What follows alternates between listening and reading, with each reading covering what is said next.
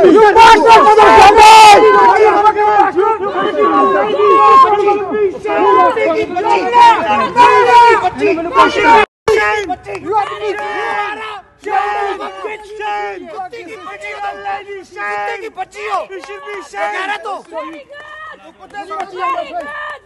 good. Proud of you. This is what the Nawaz Sharif, 3-time Prime Minister, and he can't face me only. Look at that bastard as well. Look at that. Yeah. You the one doing everything. Who the hell are you to touch me? Who the hell are you to touch me? Why you touch me? I will go to the police today. Oh, very good. I punch you because you touched me. But you don't know. Pakistan के लोगों की तकलीफ नहीं है तुम्हें। अब कुत्तों लोग गरीब मर रहे हैं, मजा नहीं है। लोगों की लाशें गिरे, तुम्हें तकलीफ नहीं होती। हम यही दिखाना चाहते थे पाकिस्तान को, यही दिखाना चाहते थे। अपनी अवाम की तकलीफ नहीं है। इलेक्शन निकलवाता चोर। यही दिखाना चाहिए था कि यही तकलीफ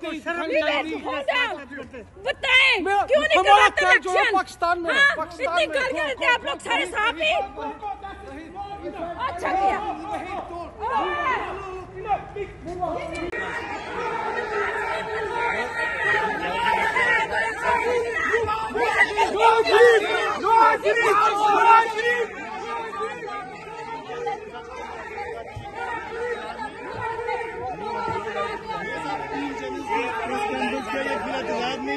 तीन जजेस के बेंच पे एतराज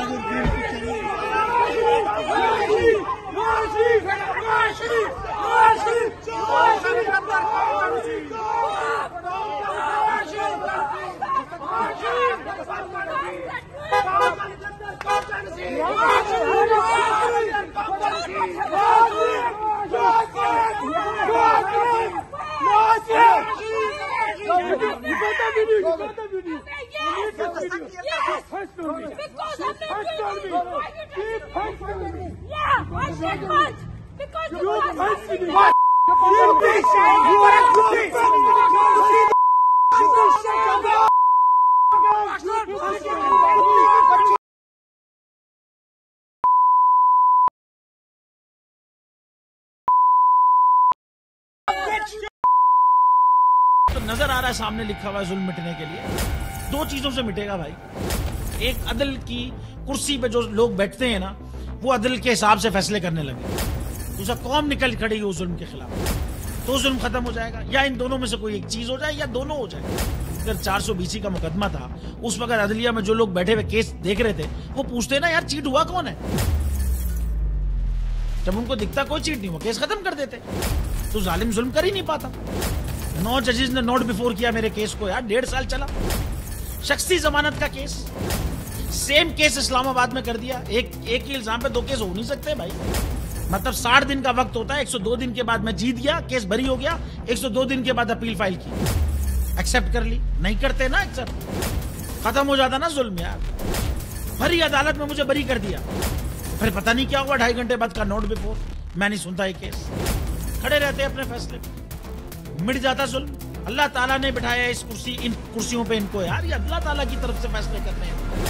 तो या तो ये फैसले आएंगे, जुल्म मिट जाएगा, या कौम खड़ी हो जाएगी जुल्म के खिलाफ।